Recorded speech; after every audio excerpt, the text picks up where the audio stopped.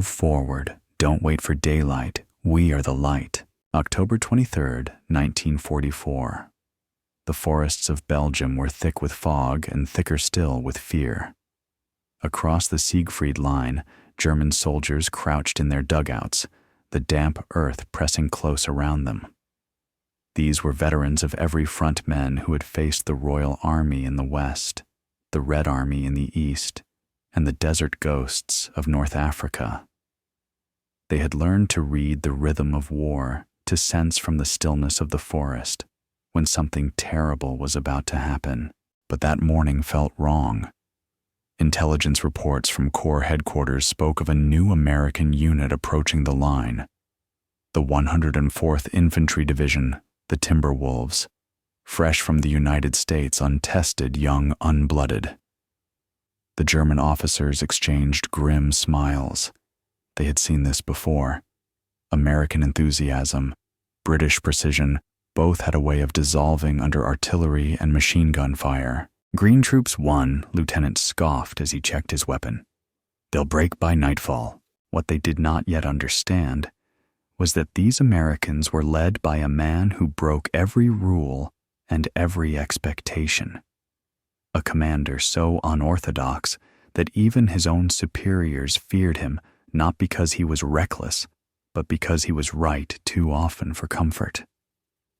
His name was Major General Terry de la Mesa Allen, and among those who fought against him, one nickname would spread like wildfire through the Wehrmacht's ranks: Terrible Terry. In the coming weeks, that name would carry the same weight as artillery. The Timberwolves would move through the Belgian forests like ghosts, disciplined, silent, and deadly, striking under cover of darkness where no sane commander would dare. It was a campaign that would redefine American infantry warfare, and it was born from one man's lifelong refusal to play by the book. To understand how Allen became the soldier the Germans feared most, we have to return to the beginning, to a boy who grew up among soldiers, horses, and dust. Terry Allen was born on April 1, 1888 at Fort Douglas in the Utah Territory, long before it became part of modern Salt Lake City. His father, Colonel Samuel Allen, was a career Army officer who lived and breathed the code of frontier service. His mother's lineage was no less martial. Her father, Captain Carlos Alvarez de la Mesa, fought at Gettysburg with the 39th New York Volunteer Infantry, the Garibaldi Guard, a unit of Italian immigrants who had come to America seeking freedom and found themselves fighting to preserve it. On July 2, 1863, Captain de la Mesa was wounded at the Peach Orchard, one of the bloodiest corners of Gettysburg. He survived, finished the war, and lived to tell his grandson about what he called the arithmetic of courage, how battle was not about orders or textbooks, but about instinct timing and the will to endure 1 second longer than the man trying to kill you. That lesson would become the foundation of Terry Allen's life. By the time he was 10, he could ride a horse better than most men twice his age. By 15, he could shoot straighter. He spent his childhood moving from post to post, Texas, Arizona, New Mexico, watching the last cavalry patrols of the frontier fade into history. These were the years of the old Army hard whiskey hard men and harder lessons. The smell of gun oil and saddle leather was as familiar to him as the air he breathed. When his father secured him an appointment to West Point in 1907, it seemed like destiny fulfilling itself. But destiny for Terry Allen was never simple. He hated West Point from the first day. The endless mathematics, the rigid hierarchies, the suffocating discipline, everything about the institution grated against him. His energy, his temper, his refusal to sit still, earned him the nickname Tear Around the Mess Hall Allen.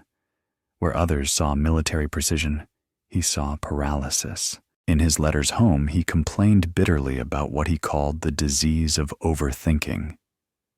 He wasn't wrong. West Point at the dawn of the 20th century was producing officers for an army that still imagined cavalry charges and open fields.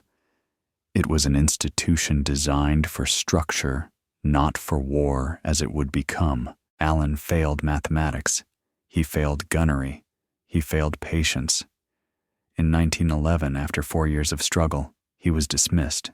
For most cadets, that would have been the end. But Allen was cut from harder material. He refused to accept that his story would end as a footnote, the failed son of a respected officer. He enrolled at the Catholic University of America in Washington, D.C., earned his bachelor's degree in 1912, and through sheer persistence secured a commission in the U.S. Cavalry later that same year. The boy West Point had rejected was now a lieutenant of horse soldiers, one of the last in American history. The next decade would forge him into the kind of commander no academy could produce. In 1913, stationed along the Mexican border, Lieutenant Allen led 6 men against 30 armed cattle rustlers who had crossed into U.S. territory. Regulation said he should wait for reinforcements. Allen didn't wait. He attacked. The fight was short, brutal, and decisive. Every rustler either captured or killed. It was reckless, yes, but effective. And in that recklessness lay a principle that would later define his legend. When you see the moment strike, don't wait for orders. He wasn't a theoretician. He was a practitioner of war in its rawest form. When World War I erupted, Allen feared the fighting would end before he could reach it. He wanted the front, not the desk. In 1918, he finally crossed the Atlantic, assigned first to the 315th Ammunition Train of the 90th Division. It was dull, thankless work, hauling shells to the front lines, dodging artillery fire, watching others earn glory. But he kept pushing. When the chance came to lead the 3rd Battalion 358th Infantry Regiment, he seized it. France became his proving ground. At Saint-Mihiel, and later in the Meuse-Argonne offensive, the largest in American military history, he introduced tactics that would shock his superiors and save lives night attacks. In an era when most commanders refused to fight after dark for fear of confusion and friendly fire, Allen saw an opening. Darkness, he realized, was the enemy's blindfold. He kept his plans simple. He trained his men to move in silence, to use the terrain by memory, to signal without speaking. His battalions attacked at midnight, striking like phantoms. Casualties dropped. Morale rose. Surprise replaced attrition. That was 1918, decades before night operations became standard doctrine. Then came October 24th. During a push on German positions, Allen was hit in the face by machine gun fire. Bloodied and half-blind, he refused evacuation. His men later said that seeing him, his face streaked with mud and blood, barking orders through the chaos, kept them from breaking. For his courage, he earned the Silver Star and 2 Purple Hearts. But what mattered to him was not the medals. It was that he stayed. He had found his calling, and his truth war belonged to those willing to stand closer to danger than anyone else. When the guns of World War I fell silent, in November 1918, most soldiers returned home to parades and promises. But for professional officers like Terry Allen, peace was a kind of exile. The U.S. Army shrank from 4 million men to a mere fraction of that number. Budgets vanished. Training stopped. Promotions froze. For almost 2 decades, the peacetime army became a holding pen for forgotten warriors. Allen's battlefield reputation meant little in that gray interwar world. His uniform still carried medals, but his career stood still. Like many veterans of the Great War, he faced the slow suffocation of ambition. Yet while others coasted toward retirement or took refuge in routine, Allen refused to rust. He was a cavalryman, restless, physical, alive, only in motion. In 1920, He entered a 300-mile endurance race across the plains of Texas, horse and rider against the clock. The course was punishing heat by day, cold by night, little rest. When the race ended, 101 hours later, Allen crossed the finish line first. That same year, he rode for the U.S. Army polo team at the Antwerp Olympics, winning a bronze medal. These weren't trivial diversions. They were statements. He would stay sharp even when the world dulled. But beneath that restless energy, Allen was changing. He saw the age of horses dying. The cavalry he loved was fading into history, replaced by engines, tanks, and radios. So he studied. Late at night in the lamplight of dusty officers' quarters, he read everything he could: British tank manuals, French post-war reports, German tactical papers. He wasn't just reading about warfare, he was dissecting it. He understood what many older officers didn't. The next war would not be fought by gentlemen on horseback. It would be fought by machines and men who moved like them, fast, flexible, unrelenting. It was this intellectual curiosity that caught the eye of a man who would later change the shape of the U.S. Army itself, General George C. Marshall. Marshall had a rare gift, the ability to spot combat leaders before they had a chance to prove themselves. He recognized Allen's combination of experience, defiance, and adaptability. In October 1940, as the world once again edged toward chaos, Marshall promoted Terry Allen directly from lieutenant colonel to brigadier general, skipping an entire rank. It was almost unheard of. But Marshall knew something others didn't. War was coming, and America would need men who could think under fire, not just quote regulations. By 1942, the storm had broken. The United States entered World War II, and the Army, still green, still untested, scrambled to transform itself from a domestic garrison force into a global war machine. In May, Allen was given command of the legendary 1st Infantry Division, the Big Red One. It was the Army's oldest and most storied unit, and now it would become the tip of America's spear. Allen understood the stakes.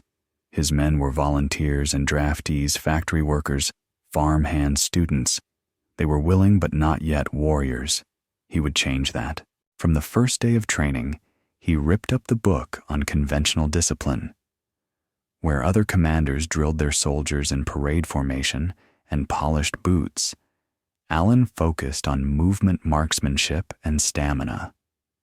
He told his officers, "We're not training for inspection.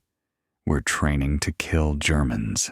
It was brutal, chaotic, and effective. When his men cursed him, he cursed louder. When they complained, he made them march farther. But when they fought like soldiers who knew their general believed in them more than any rule book ever could. In November 1942, the test came. Operation Torch, the first American offensive in the European theater, would land forces on the beaches of North Africa. Allen led from the front, as always. At the port city of Oran, Algeria, his division hit heavy fire from Vichy French forces allied with Germany. Within hours, the Big Red One lost hundreds of men, but they held the beaches and seized the city. The United States Army had drawn its first blood in Europe, and it had not flinched. But North Africa was only the beginning. In Tunisia, Allen faced the Wehrmacht itself, veterans of Rommel's Africa Corps. Their tanks were faster, their artillery more precise, their tactics honed by 3 years of continuous war. The Americans were learning everything the hard way. In February 1943 came the crucible, the Battle of Kasserine Pass. German forces struck with overwhelming force, driving through green American lines. Panic spread. Units broke and ran. Tanks burned in the desert sun. It was America's first real defeat in the war, a humiliation that could have broken the Army's confidence, but not Allen's. While chaos spread, he and General Paul Robinette rallied what remained of their units and launched a desperate counterattack near Jebel Hamra. Allen, refusing to stay behind headquarters maps, climbed into the field himself. He positioned his artillery by hand, directed fire through the smoke, and personally led infantry assaults against German armor.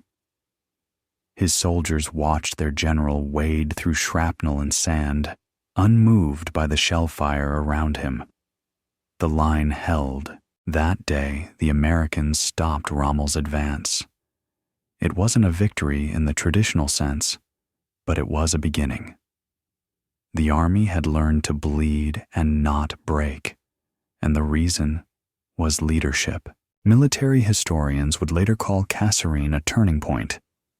Rand analysts examining the North African campaign decades later wrote that Allen's improvisation under fire helped create the first adaptive doctrine of American combined arms warfare.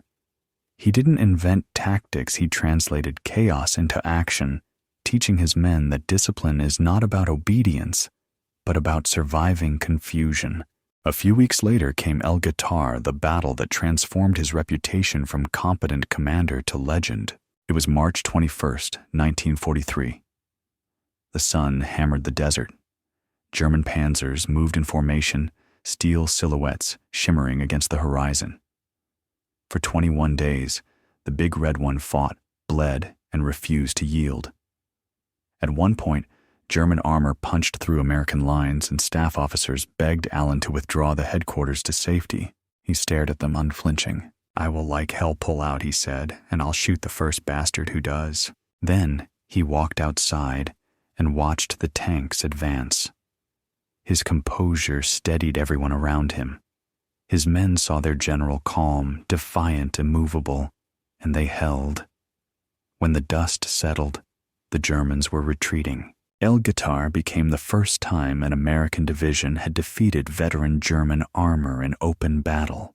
Terry Allen had done what textbooks said couldn't be done, forged an untested army into a fighting force that could meet the Wehrmacht head-on and win. In May 1943, the Axis in North Africa surrendered 250,000 men laid down their arms. But for Allen, the war was far from over.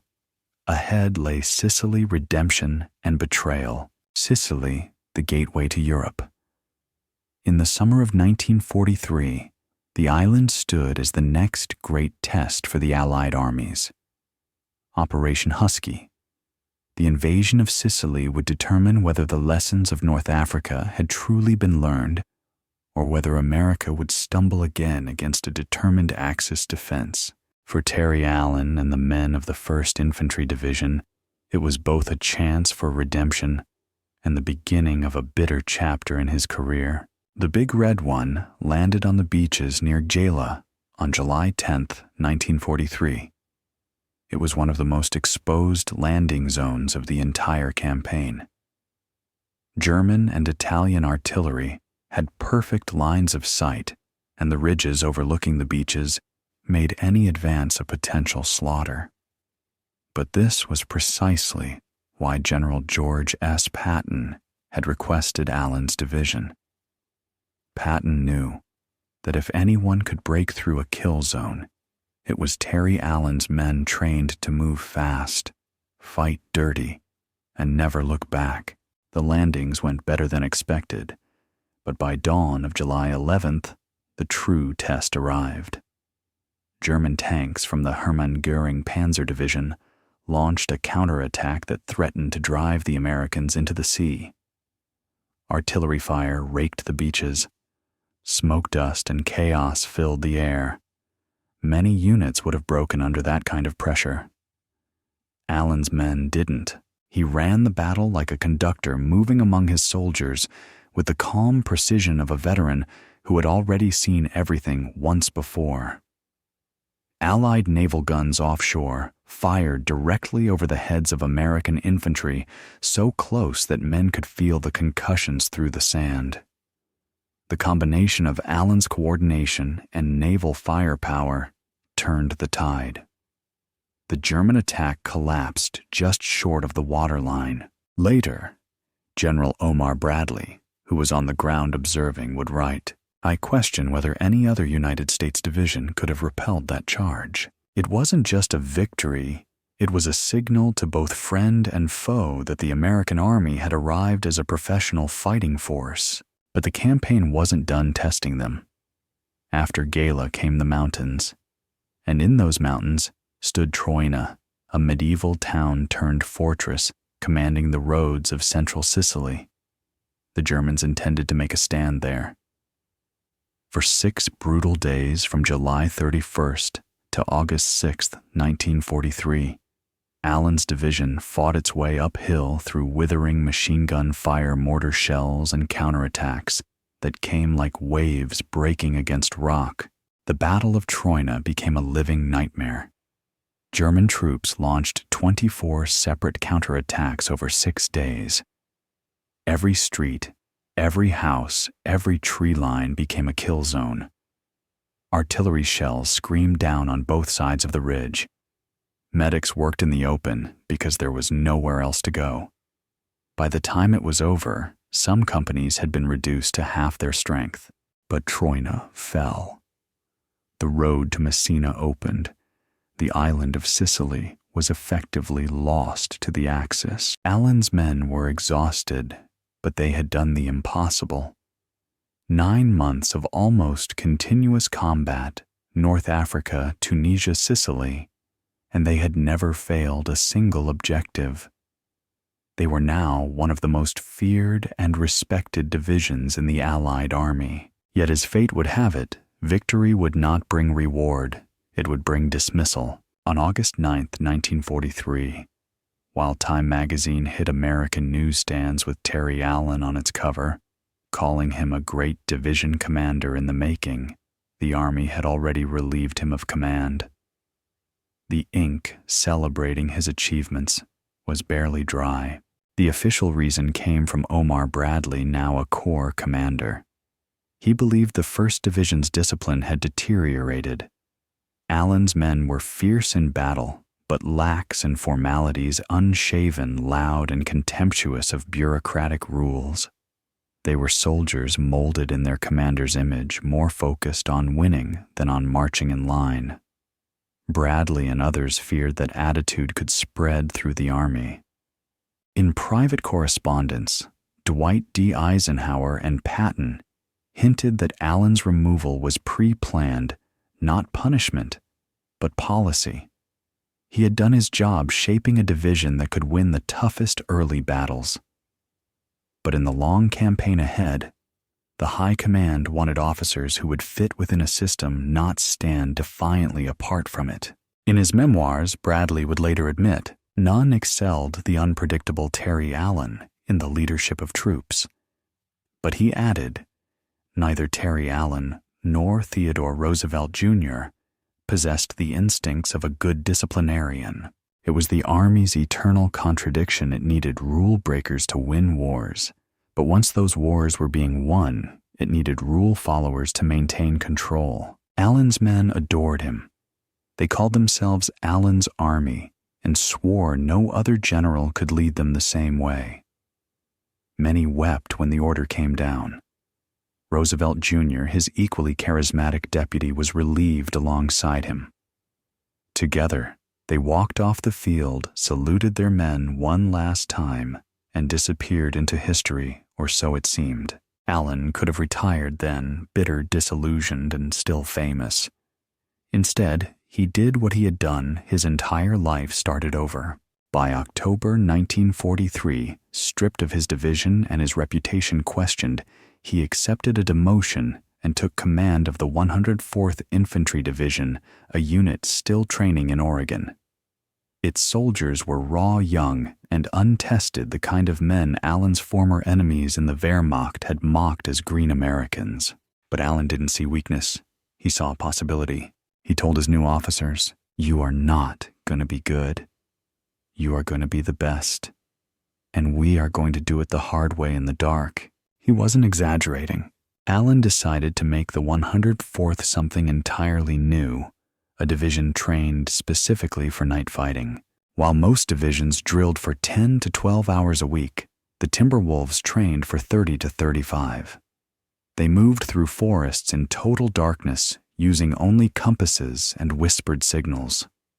They practiced navigation, silent coordination, and psychological control under blackout conditions. They rehearsed assaults using live ammunition artillery fire and smoke, teaching soldiers to fight not by sight, but by instinct. The training was brutal.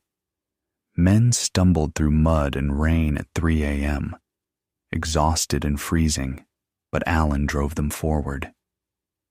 "You will own the night," he told them, "because the enemy fears what he cannot see." Other commanders thought he was insane. But when his men shipped out to Europe in the summer of 1944, they would prove he was a visionary. The 104th Infantry Division, the Timberwolves, would become the first American division trained explicitly for night operations. When the Germans met them in battle later that year, they would learn too late that Terry Allen had returned and that darkness itself now belonged to him. By October 1944, the rains had come to Europe. The forests along the German border were dark and wet, filled with fog and whispers. Across the Siegfried Line, the Wehrmacht was exhausted, but still dangerous cornered animals fighting with fanatic resolve. Their intelligence reports spoke of a new American division entering the sector, the 104th Infantry Division Timberwolves, Green Troops. German officers muttered again, as they had a year before in North Africa. But these Green Troops were about to teach them the cost of underestimation. On the night of October 23, 1944, General Terry Allen gave his orders. No grand speeches, no fanfare, just a single line. "We move in the dark. We strike in the dark. We live in the dark." The Timberwolves advanced into the Black Forest, each man moving by compass and instinct. There were no headlights, no talking, no metallic clatter of gear. Allen's doctrine was simple silence kills. Every soldier knew his route by heart, rehearsed during daylight. Every squad leader carried pre-arranged signals, 3 clicks, for move 1 flare, for shift fire, 2 for withdraw. At 0200 hours, the first shots shattered the quiet. German sentries expecting a conventional dawn attack were caught in their sleep. Some never even reached their rifles. Others fired blindly into the darkness, wasting ammunition on phantoms. Allen's troops flowed through the lines like water, fast, precise, coordinated. By dawn, entire German positions had vanished, their defenders dead captured or retreating in panic. When the sun rose, the battlefield looked like the aftermath of a storm. Trenches torn apart, enemy units scattered, and the Timberwolves already regrouping for another strike. Captured prisoners told the same story again and again. They came from nowhere. They fought like shadows. It wasn't luck. It was engineering, psychological and tactical. Allen had turned the night into a weapon. He knew that the darkness which terrified most armies could be mastered. His men had learned to operate calmly where others panicked. A Rand study decades later would call his approach cognitive conditioning under sensory deprivation. But in 1944 it was called madness until it worked. Within weeks, German reports began referring to the 104th as Nachtsjäger night hunters. Some units refused to hold positions against them without reinforcements. One German field commander described the experience as fighting an army that disappeared between shots. Allen's tactics did more than win battles, they broke the enemy's sense of control. By early November, the Timberwolves had crossed the Mark River in Holland, under cover of darkness, a feat that stunned Allied planners. The crossing was supposed to take 2 days. They did it in 6 hours with minimal casualties. Intelligence officers later found German diaries describing the Americans' unfair use of the night. It was the same complaint Axis Sally, The German propaganda broadcaster in Rome repeated over the airwaves, "The Americans fight without honor. They attack in the night when decent soldiers sleep." For Allen, there could be no higher compliment. Then came the Ardennes sector. Late November 1944, the prelude to the Battle of the Bulge. The Timberwolves were positioned on the northern flank, facing fortified towns and forested ridges. It was some of the worst terrain in Europe for offensive warfare. Steep slopes, narrow roads, and freezing rain that turned everything to mud. Allen did what he always did, adapted. He used the same formula that had worked at El Guetar and Troina flexibility surprise, and the element of human will. When the Ardennes offensive erupted in December, catching the Allies off guard, Allen's division didn't collapse.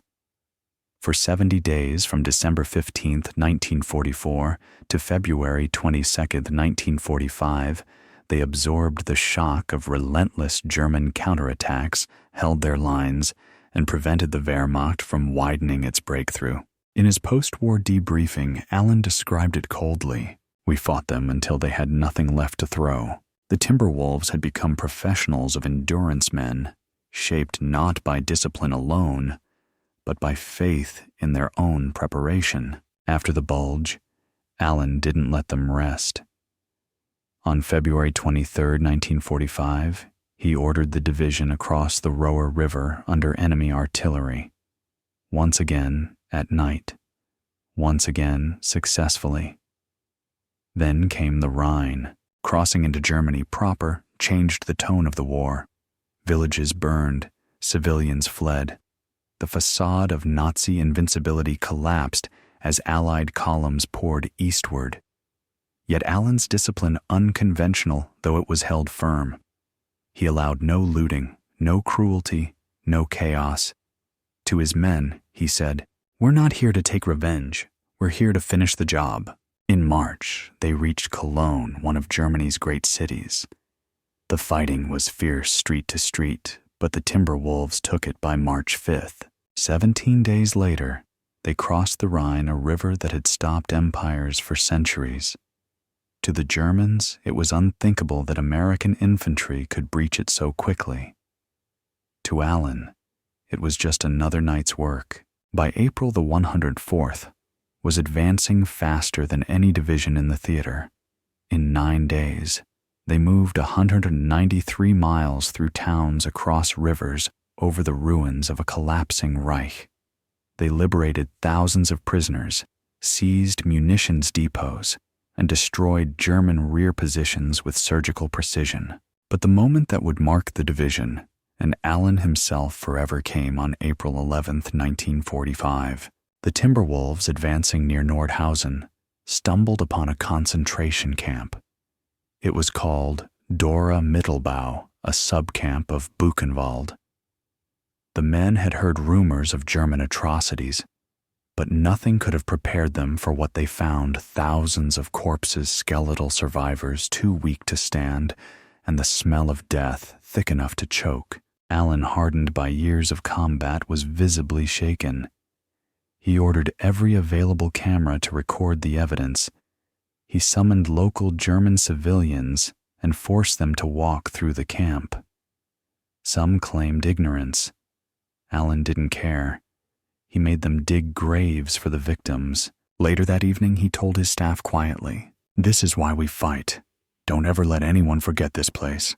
It was one of the few times his officers saw him speechless. From April 15th to 19th, the division fought to capture Halle, an industrial stronghold defended by desperate remnants of the Wehrmacht.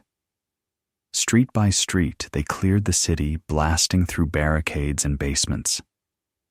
During those final days, Allen met an unlikely figure, Count Felix von Luckner, the legendary Sea Devil of World War I.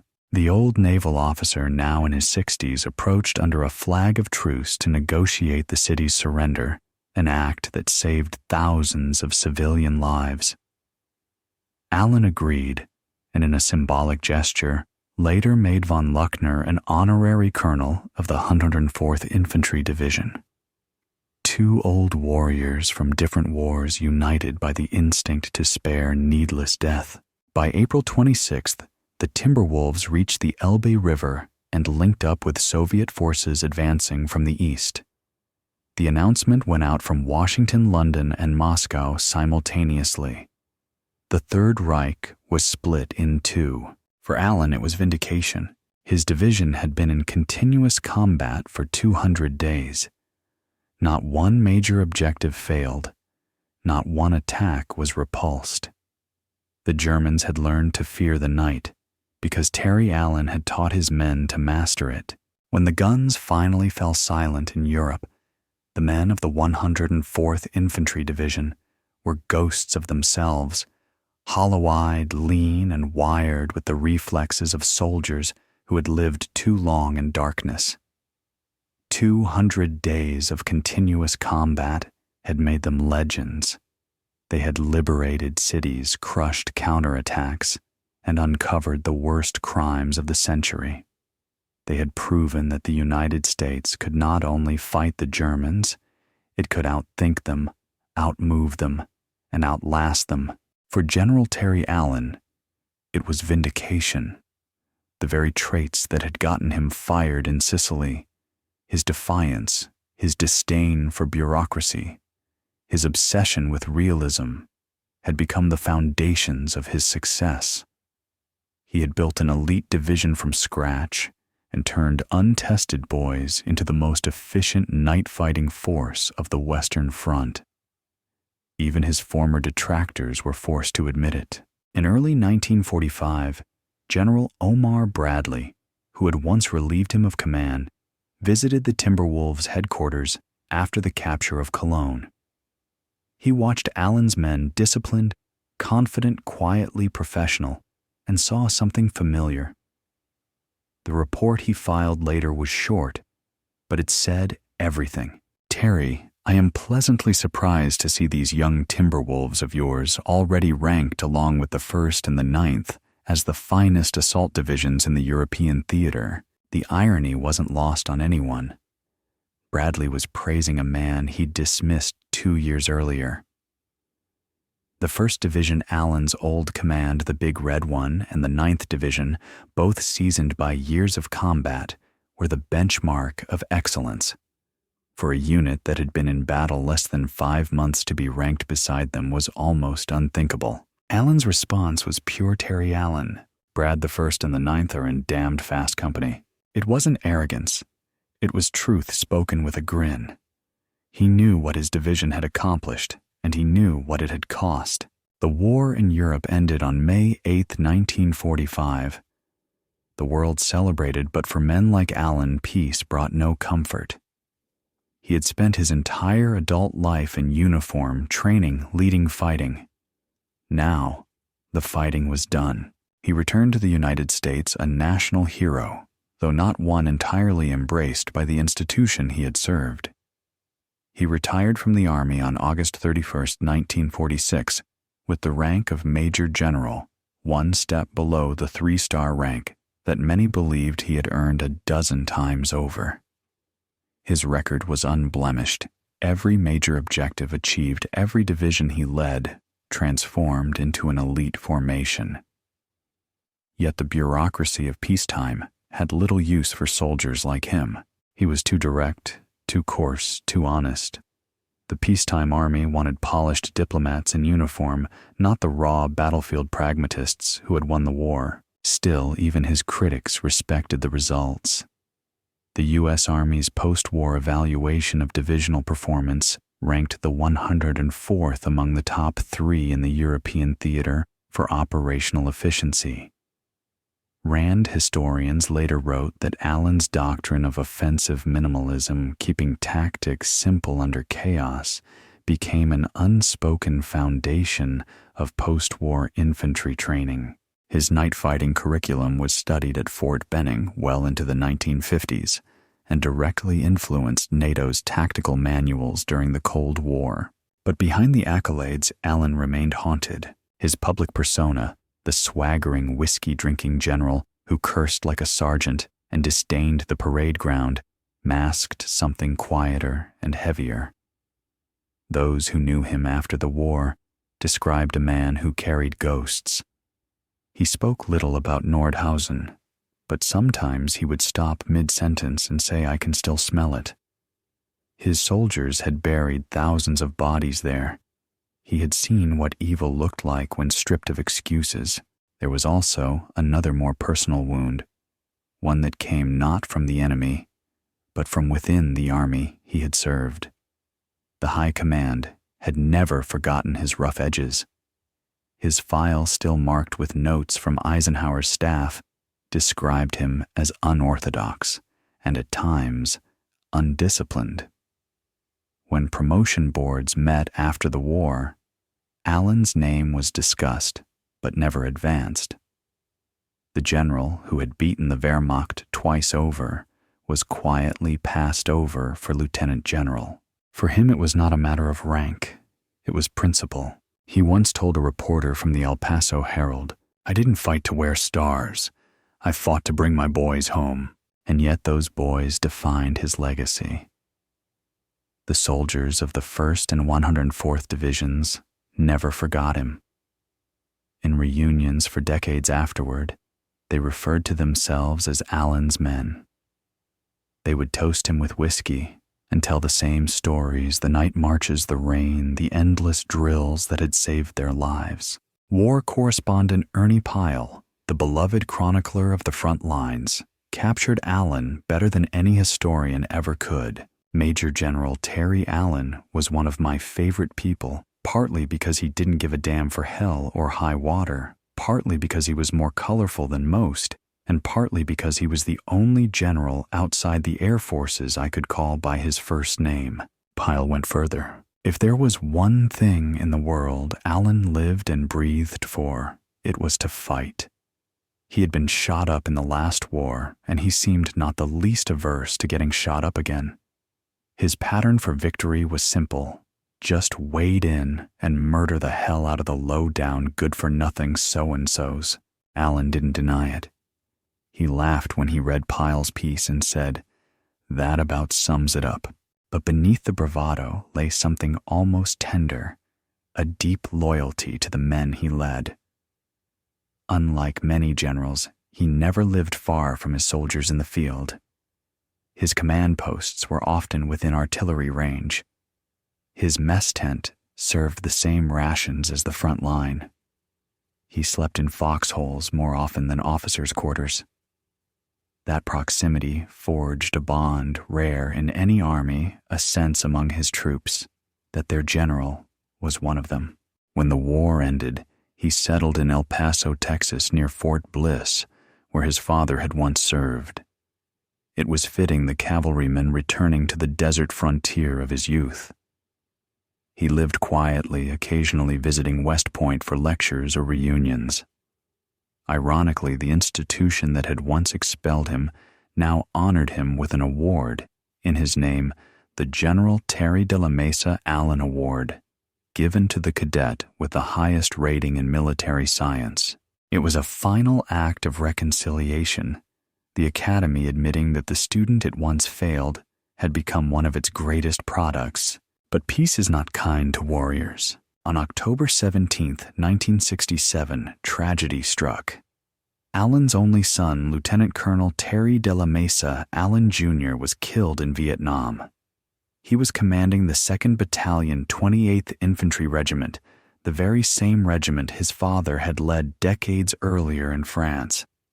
His battalion was ambushed by 2 Viet Cong forces near Lai Khe. Allen Jr. was shot multiple times while rallying his men, refusing to withdraw until the line held. He was posthumously awarded the Distinguished Service Cross for his valor. When the telegram arrived in El Paso, the old general's health was already declining. Friends said the news broke something inside him. He had survived 2 world wars, but he could not survive outliving his son. The death of his son in Vietnam was the final battle Terry Allen could not fight. For a man who had lived his entire life by endurance, by defiance, by sheer willpower, it was a wound that no discipline could contain. Friends said he never truly recovered. He aged 20 years in the space of 2. His once commanding voice, the one that could steady men under fire, grew soft, uncertain. His eyes, once sharp as bayonets, seemed always somewhere far away. He rarely spoke of Terry Jr. directly. When reporters came to ask him about his son's death, he would say only, he was doing his duty. Same as I did mine. Then he would change the subject. But those who visited him in El Paso noticed the walls of his home were lined with photographs of the big red one, the Timberwolves, and one central frame showing a young officer in jungle fatigues, smiling under the weight of his helmet, the son who had carried his legacy into a new war and paid the same price. Allen himself was failing. Years of strain of whiskey, of sleepless nights, and unhealed wounds had taken their toll. He suffered strokes. His heart weakened. Yet he lived just long enough to see the war in Vietnam grow into the same kind of grinding attrition he had always despised, a war fought by bureaucracy instead of by instinct. To those who asked what he thought of it, he replied, "Too much paperwork, not enough leadership." On September 12, 1969, Major General Terry de la Mesa Allen died quietly in El Paso at the age of 81. He was buried with full military honors at Fort Bliss National Cemetery beside his son. The old cavalryman was finally home. To many of his contemporaries, his death marked the passing of an era. Allen belonged to a generation of American commanders who led from the front, who didn't see maps and reports, but men and terrain. They had learned the art of war, not in classrooms, but in the mud. They understood that leadership was not hierarchy, it was proximity. It was the willingness to stand shoulder to shoulder with those you ordered forward. In the years that followed, military historians tried to fit Allen into neat categories: unorthodox leader, aggressive field commander, anti-bureaucratic iconoclast. But none of those labels captured him fully. His genius lay in something intangible, a kind of instinct that came not from theory, but from empathy. He knew what frightened men, what steadied them, what broke them. He could read morale the way others read maps. That gift was rooted in experience, but also in defiance. He had failed at West Point because the system rewarded obedience over imagination. And yet decades later, the same institution that had dismissed him would award cadets in his name. In that contradiction lies the story of American military evolution itself, from rigid hierarchy to adaptive command, from doctrine to judgment. Allen's influence didn't end with his lifetime. His methods simplified tactics, night fighting. Decentralized leadership reshaped the way the U.S. Army trained after 1945. By the 1950s, the infantry school at Fort Benning was teaching limited visibility operations, a direct descendant of Allen's night assault doctrine. His emphasis on soldier initiative became the prototype for what would later be called mission command, a philosophy that trusted subordinate leaders to act without waiting for orders when the situation demanded. Decades later, Rand Corporation studies examining battlefield efficiency during the Korean and Vietnam Wars cited Allen's World War II training reforms as a key precedent for small unit adaptability. One such analysis concluded, Allen's greatest innovation was psychological, not tactical. He trained soldiers to be comfortable in confusion, to treat uncertainty as a normal condition of war. That mindset would become a cornerstone of modern military thinking. Even outside the military, his name began appearing in unexpected places. Business schools studied his leadership style as a model of adaptive management. The Harvard Business Review described him as a commander who turned decentralization into cohesion, proof that trust is a force multiplier. And yet in the heart of his soldiers, his legacy was something simpler, more human. To them, he was the man who refused to leave the front. The man who bled with them, laughed with them, swore at them, and led them through hell. At reunions of the 1st and 104th Division's veterans would raise glasses and say the same toast to Terrible Terry, who made us better than we knew we could be. In 1971, West Point officially established the General Terry de la Mesa Allen Award, given annually to the cadet with the highest standing in military science. It was an act of poetic justice the Academy, that had once expelled him for failure, now enshrined his name as a symbol of excellence. The failed cadet had become the standard bearer of leadership. By the late 20th century, his reputation had transcended biography. Military historians began to see him not just as a battlefield figure, but as a bridge between the horse-soldier traditions of the 19th century and the mechanized warfare of the 20th. Between the rigidity of the old army and the flexibility demanded by modern combat. In 1993, the U.S. Army's Center for Military History published a retrospective essay titled "The Night Belongs to the Wolves." It traced the evolution of American night operations from World War I to Desert Storm and placed Allen at the origin point. The piece concluded, before infrared, before satellite guidance, before the electronic battlefield, there was one man who saw in darkness, not confusion, but opportunity. It was a fitting epitaph.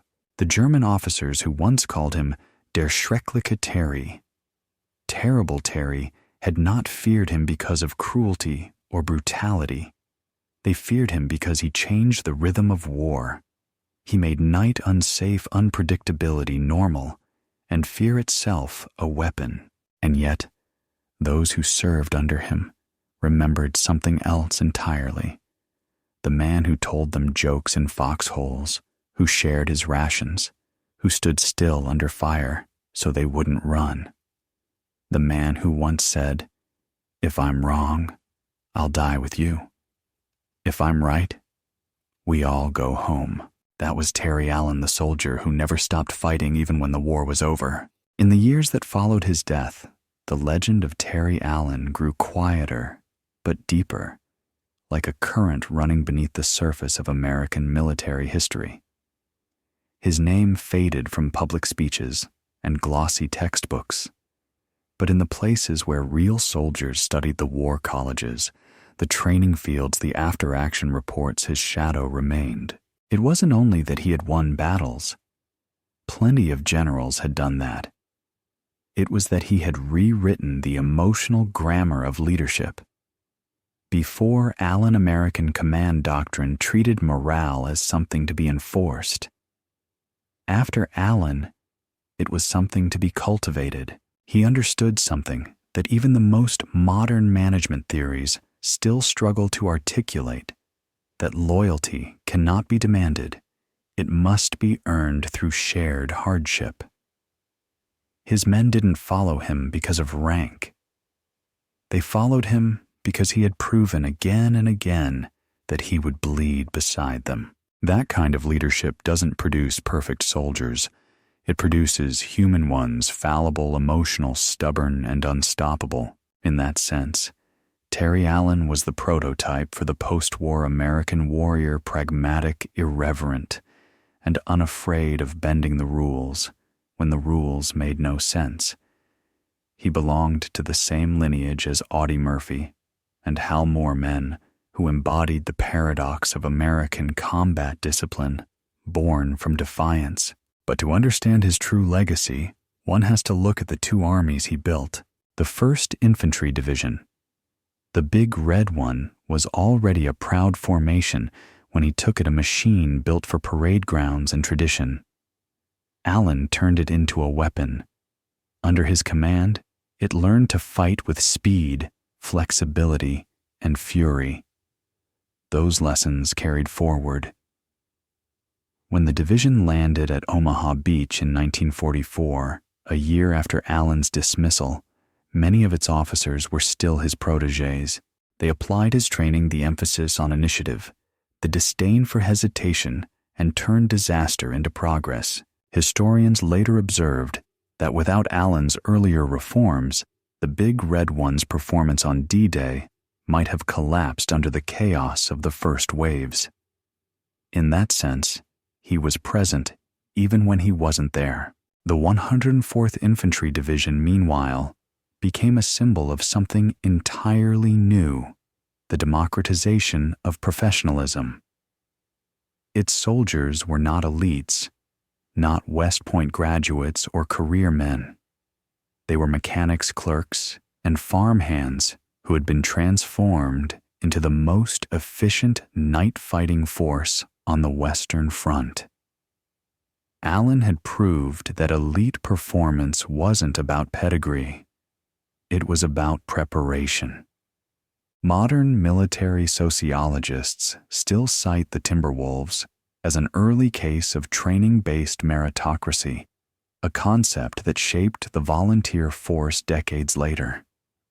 Rand's 1984 study on command decentralization noted, Allen's model prefigured the modern non-commissioned officer corps, empowering lower ranks to act decisively in uncertainty.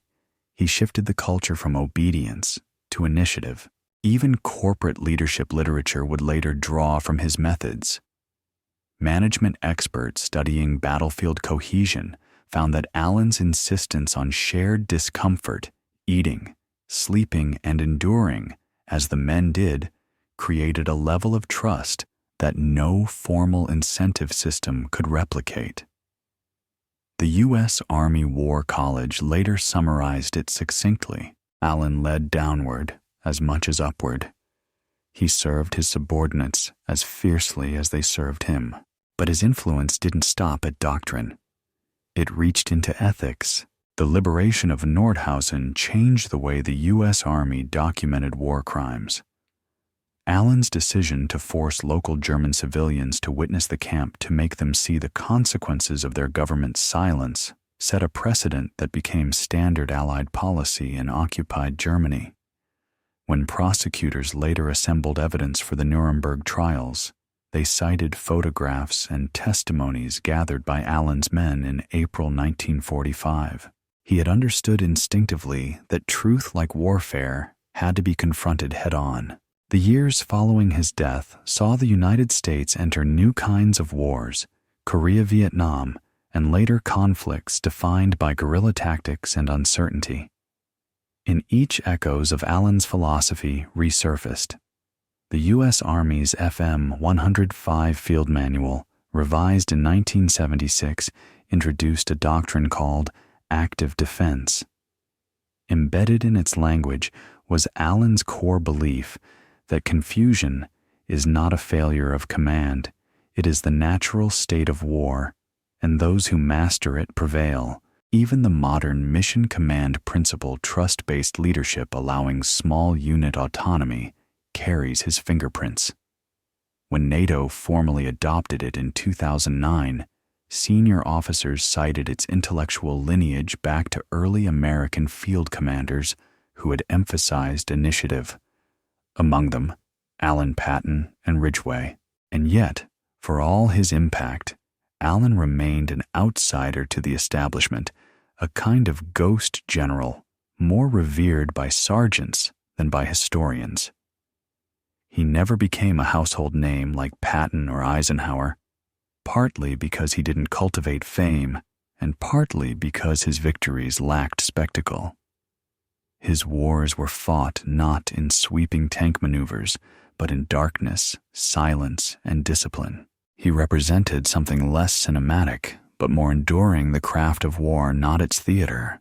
When the Army published its official post-war chronicle in the 1950s, Allen's name appeared only in footnotes mentioned as an aggressive commander with unconventional methods. But his soldiers knew better. In the oral histories collected decades later, his name surfaced again and again, not as a statistic, but as a presence. One veteran of the 104th interviewed in 1995 put it simply, "He wasn't a general to us. He was a promise. If Terry said we could take it, we knew we could." Another added, "He didn't just train us for war. He trained us not to be afraid of it." That was Allen's real genius. He turned fear into discipline. He didn't erase it, he redirected it. Every man under his command learned to operate in darkness, not because he loved it, but because he refused to let it control him. In an era obsessed with technology, that human mastery of chaos may be his most lasting legacy. Today's soldiers fight with drone satellites and AI-assisted targeting, yet the same principle applies. Victory belongs to those who stay calm when systems fail. That is Terry Allen's law of survival reframed for the digital battlefield. His story is a reminder that leadership is not about perfection, it's about conviction. When he stood before his exhausted men in Tunisia, in Sicily, and Germany, he wasn't commanding from above. He was standing among them as flawed and mortal as they were. That, perhaps, is why he succeeded where others faltered, and that is why, long after the last of his Timberwolves faded into history, his name still surfaces in whispers, in field manuals, in classroom footnotes, and in the memories of those who studied the kind of courage that doesn't make headlines, but wins wars. Decades after Terry Allen's death, his legacy still quietly shaped how the United States fought wars and how it defined leadership itself. His doctrines, once dismissed as reckless improvisation, became embedded in institutional DNA. His name resurfaced not just in history books, but in declassified after-action studies, RAND reports, and lectures on asymmetric warfare. Each retelling confirmed what his soldiers had always known, that Allen was not a man out of time. He was a man ahead of it. In 1983, during the U.S. invasion of Grenada Army, planners cited Allen's night operations framework in internal training notes. By the 1991 Gulf War, the Pentagon's post-campaign analysis noted that night dominance, the ability to strike and maneuver under low visibility, was now a defining feature of American power. The irony was clear. Half a century earlier, Allen had taught exhausted infantrymen in the forests of Oregon that the night was not the enemy.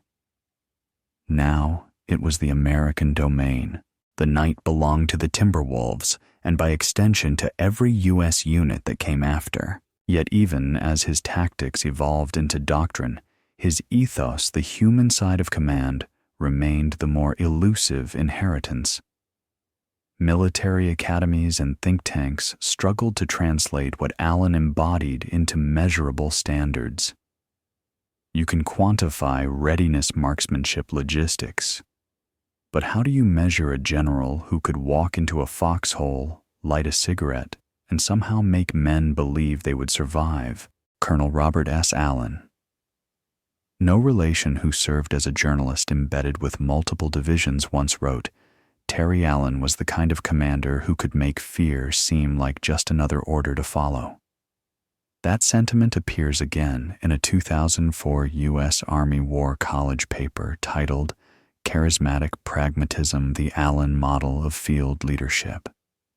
It concluded, Allen's genius was not in aggression alone, but in moral symmetry. He demanded from his men only what he demanded from himself. His profanity was theater.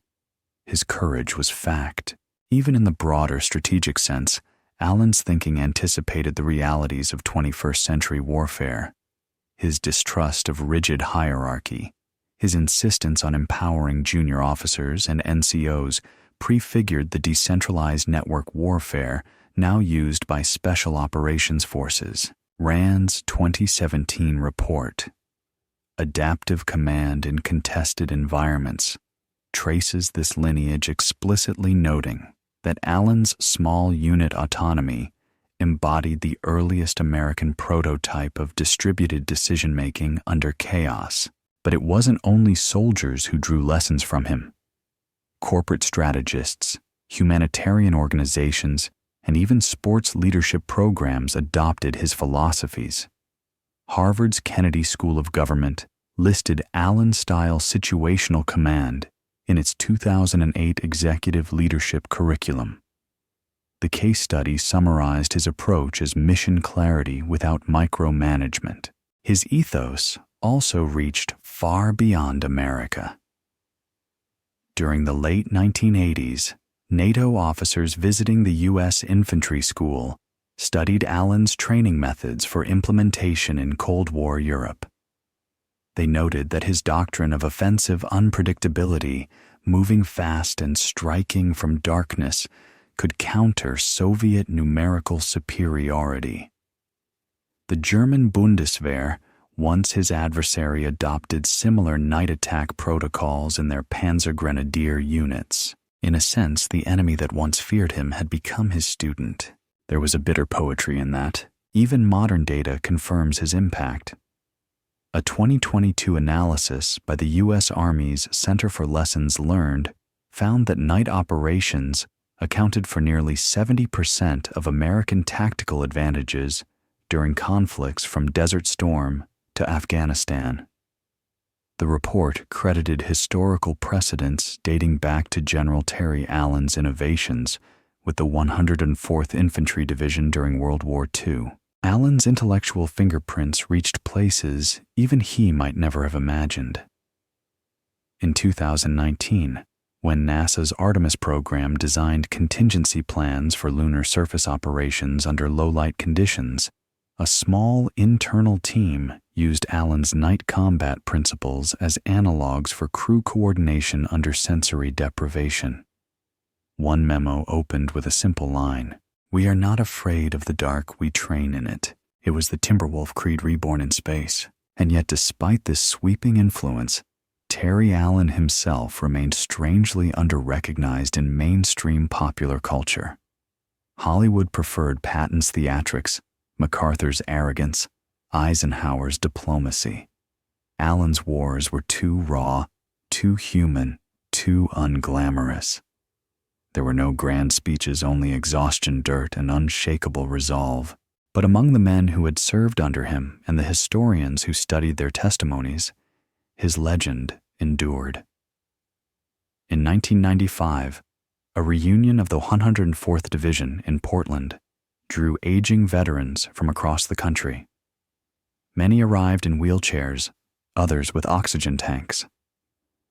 When the ceremony reached its close, one of them, a frail man in his 80s, stood and whispered into the microphone, "We didn't fear the Germans. We feared failing him." The hall went silent. Then came applause, long and uneven, echoing like distant artillery fading into memory. By the early 2000s, the U.S. Army had institutionalized many of Allen's lessons under the Leadership Development Strategy, a framework emphasizing adaptability, empathy, and initiative. In classified annexes of that report, internal historians credited Allen Ridgway and Gavin as foundational thinkers for modern command philosophy. Each represented a shift away from rigid top-down control toward what one Pentagon researcher called the human calculus of courage. That calculus, Allen knew, was never written on paper. It was written in mud, in fear, in the quiet moments when a man had to decide whether to move forward into fire because his general said, "I'll go first." For all the modern systems, the satellites, drones, algorithms, that moral equation remains unchanged. In the end, war still reduces to trust, and trust was Terry Allen's true weapon. He once said in an off-record conversation captured by a Stars and Stripes correspondent in 1945, "You can teach a man to shoot in a week. You can teach him to march in a day. But you can't teach him to believe." That's something he learns from who's beside him. Perhaps that's why 70 years later, Military ethics courses still quote him alongside Clausewitz and Sun Tzu. His words lacked poetry, but carried truth. In a profession often dominated by abstraction and theory, Terry Allen's story remains visceral, a reminder that leadership is not about perfection, but presence, not about medals, but about men. He never wrote a manual, but the manuals remember him. He never sought glory, but history keeps finding his name in the margins, in the footnotes of progress, in the evolution of doctrine, and in the silent respect of soldiers who never forgot the man who taught them to fight the night and win. By the turn of the 21st century, the world's wars had changed, fought no longer on clear front lines, but in shadows, cities, and screens. Yet the principles that Terry Allen had lived by, adaptability, initiative, courage without arrogance, proved timeless. Across Pentagon briefings, NATO studies, and think tank discussions, his example surfaced again and again as the template for a kind of leadership the modern world desperately needed: intuitive, flexible human. In 2003, when U.S. troops invaded Iraq, many of the officers leading battalions in Baghdad and Fallujah had studied the Timberwolf campaign at the Army Command and General Staff College. They learned how Allen had trained his men to fight in confusion, to move through darkness, and to maintain discipline under emotional strain. The parallels were striking: different centuries, same problem: how to fight in chaos without losing your humanity. Major General David Petraeus, then a rising star in counterinsurgency theory, once remarked in a seminar at Fort Leavenworth, Terry Allen's war was the first modern war, he just didn't know it yet. Petraeus cited Allen's decentralized leadership model as a spiritual ancestor of modern counterinsurgency doctrine. The belief that victory in fluid, ambiguous conflict depends not on control, but on trust. It wasn't only soldiers who saw it that way. Rand's 2009 report, Leadership Under Fire Lessons from Historical Combat Commanders, dedicated an entire chapter to Allen, concluding that he demonstrated emotional intelligence decades before the term existed.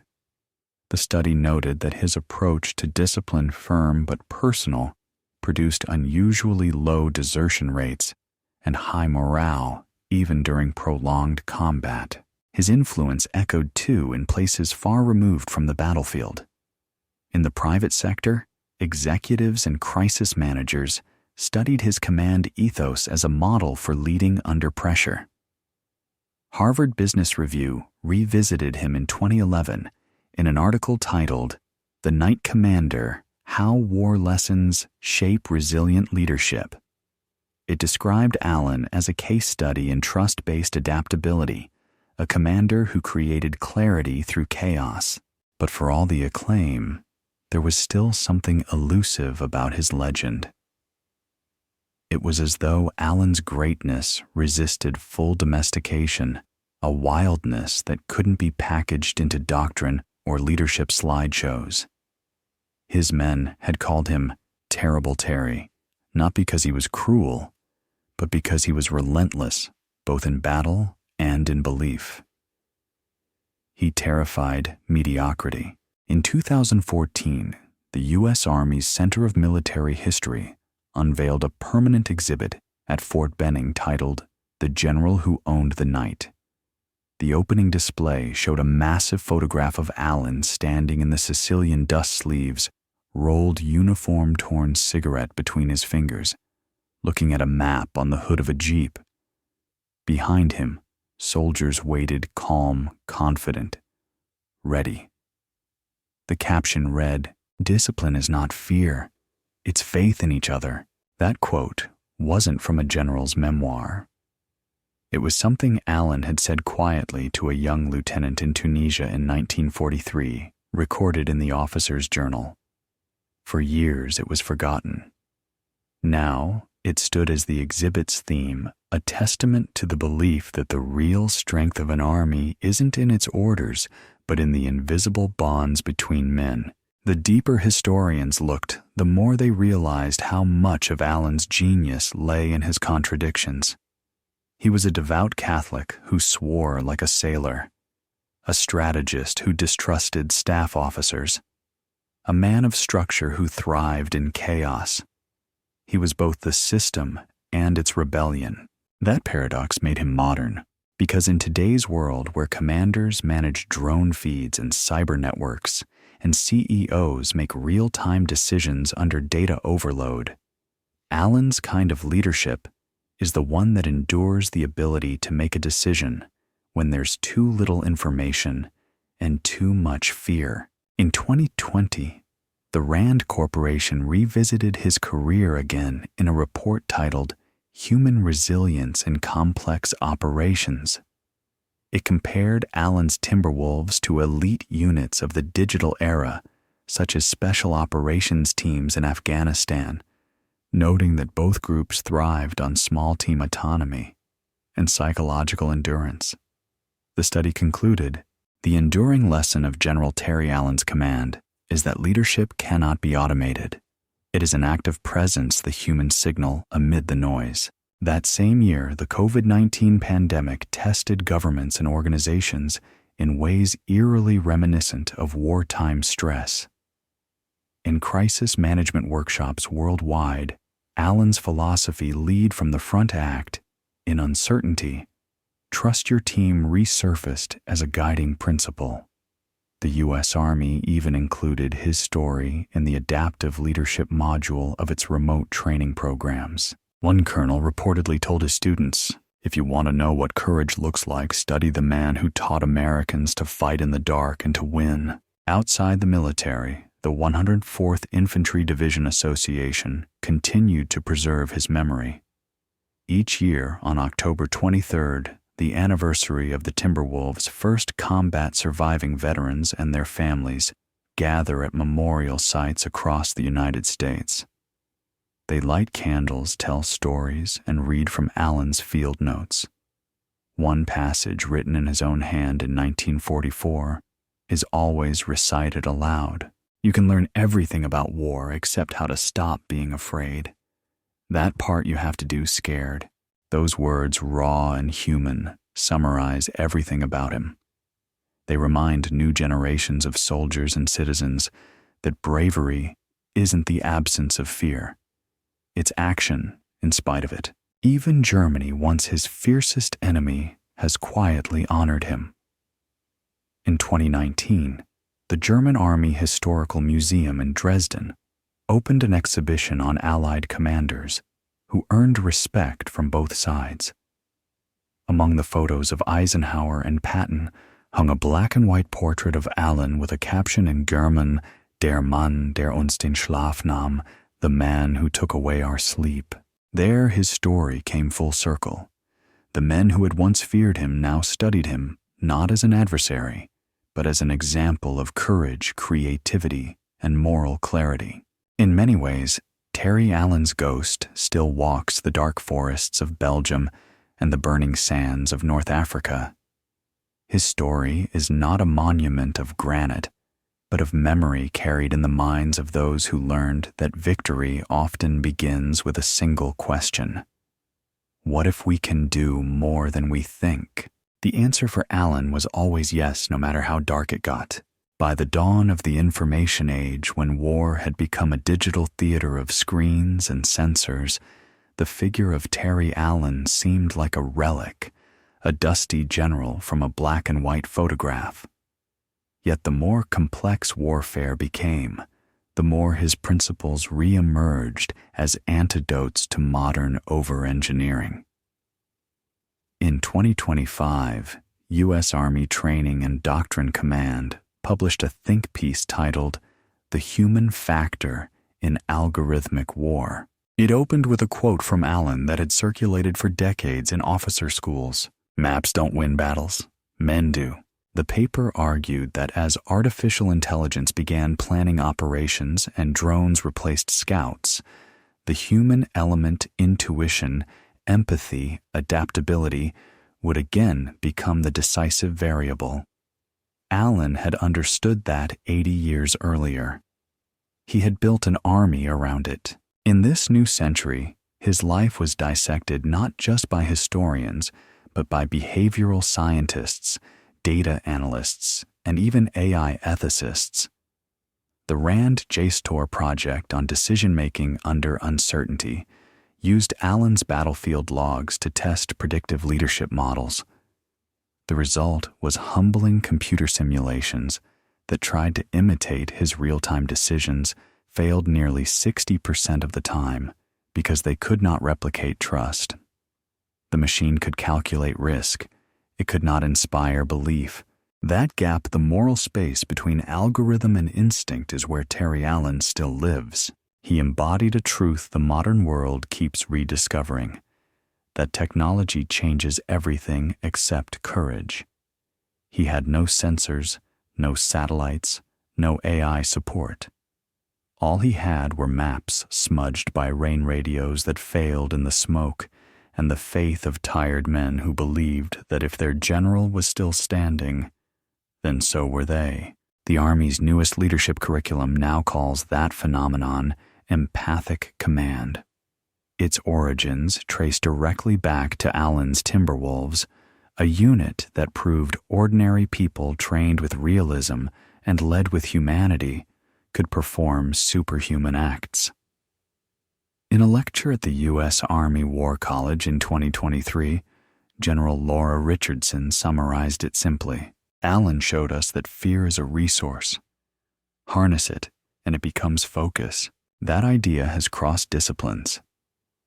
Humanitarian organizations like Doctors Without Borders use Allen protocols to train medical teams for work in war zones, teaching them to make rapid moral decisions in chaotic environments.